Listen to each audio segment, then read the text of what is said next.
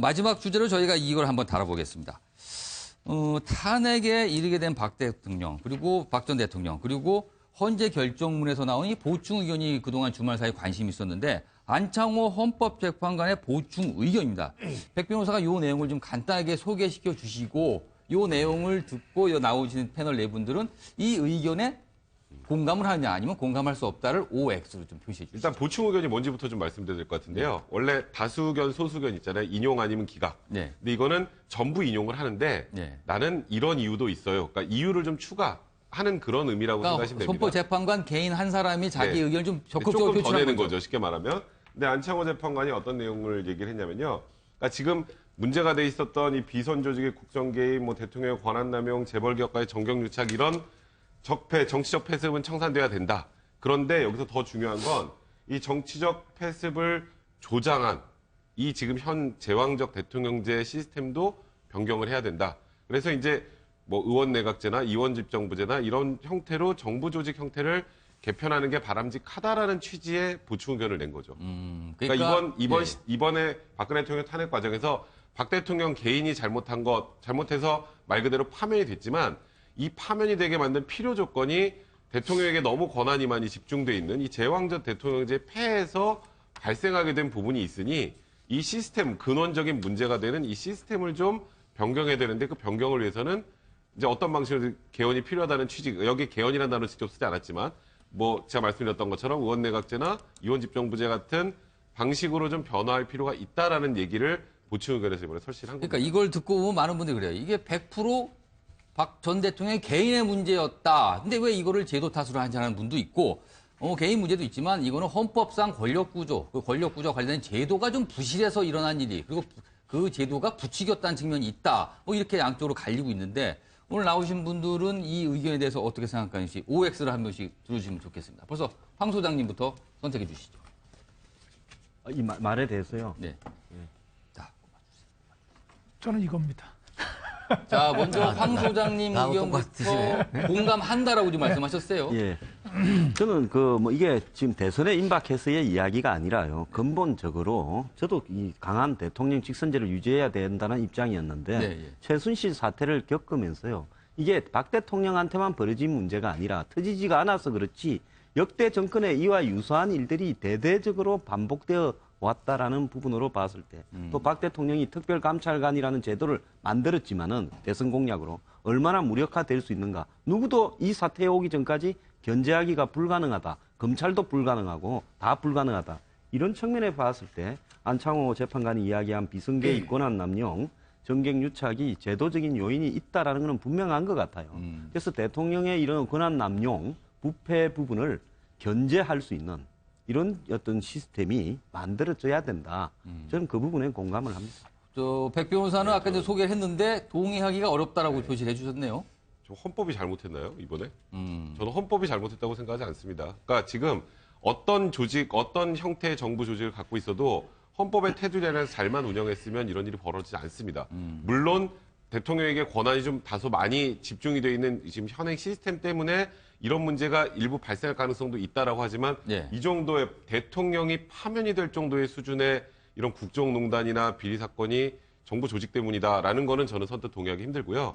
물론 지금 이 헌법 체제 자체가 87년 헌법이니까 이제는 저는 사실 정부 조직보다는 더 중요한 건 기본권이나 경제 관련 조항들이 변화가 있어야 되는데 지금 요즘에 개헌 얘기가 나오는 건 다 지금 이 정부 형태에 관련돼서만 나오거든요. 예. 정부 형태가 바뀌면 악습이 다 없어지나요? 저는 그건 아니라는 생각이 들고, 그러니까 저는 그래서 어차피 뭐 지금 대통령 선거를 60일 안에 치러야 상황이라면 이제 개헌이라는 거 필요성 분명히 있겠죠. 나중에 필요성이란 분명히 있겠지만 그 이후에 이제 차기 대통령이 누군가가 돼서 들어오면 그때 우리나라 시스템 전반을 바꿀 수 있는 거. 그러니까 정부 형태만 바꾸는 게 아니라 87년부터 지금까지 30년 동안 변화한 사회상을 반영할 수 있는 기본권 조항이나 경제 조항이나 네. 이런 부분까지 연구가 돼서 개헌이 이루어져야지 뭐 지금 정부 형태만 딱 바꾼다고 있을 게 없어지고 없을 게 생긴 건 아니다 싶습니다. 박성규 전 대변인께서는 가운데를 선택을 해주셨어요. 예, 이게 결국에는 그거거든요. 사람의 문제냐, 제도의 문제냐. 예. 이렇게 흔히 얘기하는.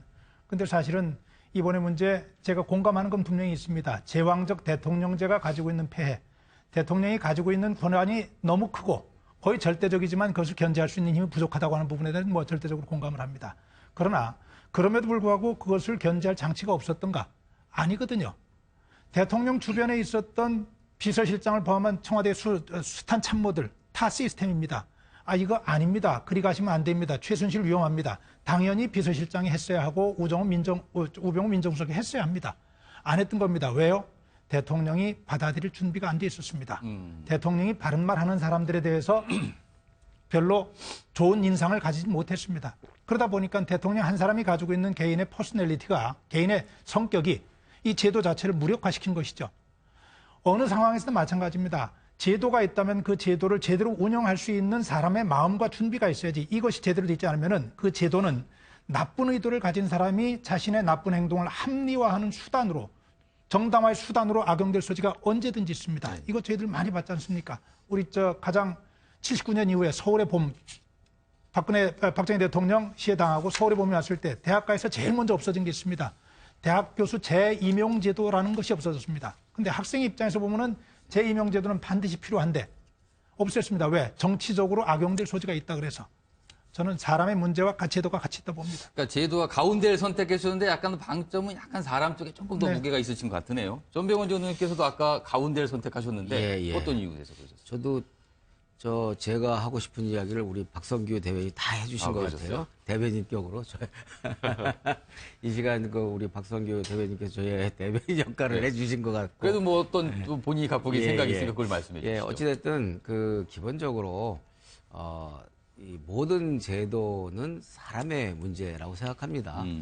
어떤 제도이든 간에 사람이 제대로 운영을 잘하면 그 제도는 그 제도가 갖고 있는 장점보다도 훨씬 더 많은 장점을 드러낼 수 있고, 아무리 좋은 제도도 사람이 잘못 운영하거나 무능하거나 또는 악의적으로 운영을 하게 되면 더 많은 폐해가 발생이 되게 되는 것이죠.